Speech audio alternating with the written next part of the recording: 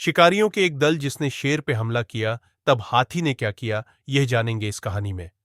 नमस्कार दोस्तों, एक नई कहानी लेके आए हैं आपके लिए। अगर कहानी अच्छी लगती है तो लाइक का बटन दबाएं और चैनल को सब्सक्राइब भी करें।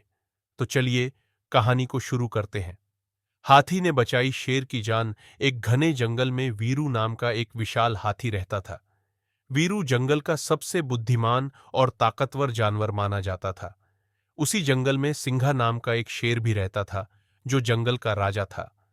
हालांकि शेर और हाथी की आपस में ज्यादा बात नहीं होती थी, लेकिन दोनों एक दूसरे का सम्मान करते थे। एक दिन जंगल में शिकारियों का एक दल आया।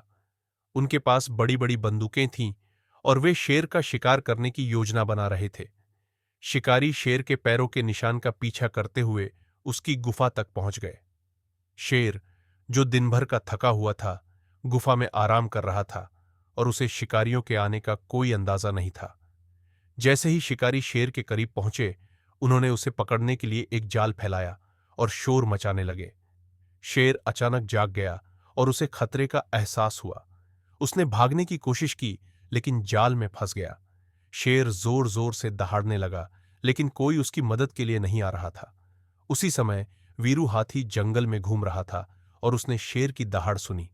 उसे तुरंत समझ में आ गया कि शेर मुश्किल में है। वीरू तेजी से शेर की गुफा की ओर दौड़ा। जब वह वहां पहुंचा तो उसने देखा कि शिकारी शेर को पकड़ने की कोशिश कर रहे हैं। वीरू ने बिना किसी हिचकिचाहट के अपनी लंबी सूंड से शिकारियों पर हमला किया। उसने एक शिकारी की बंदूक को छीन लिया और बाकी को डराकर भगा दिया। शिकारियों ने देखा कि वीरू बहुत ताकतवर है और वे वहां से भाग खड़े हुए। वीरू ने फिर अपनी सूंड से जाल को तोड़कर शेर को आजाद किया। शेर ने गहरी सांस ली और वीरू की ओर देखा। उसकी आंखों में कृतज्ञता के आंसू थे। सिंघा शेर ने वीरू से कहा, आज तुमने मेरी जान बचाई वीरू।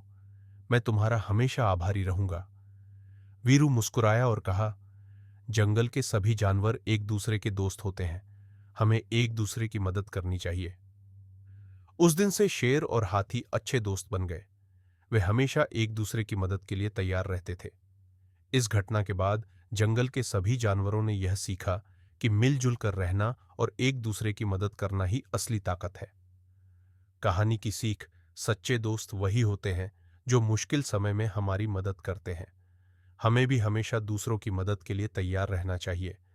तो बच्चों, कहानी कैसी लगी हमें कमेंट करके जरूर बताएं।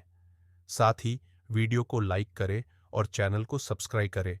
कहानी देखने के लिए आपका धन्यवाद।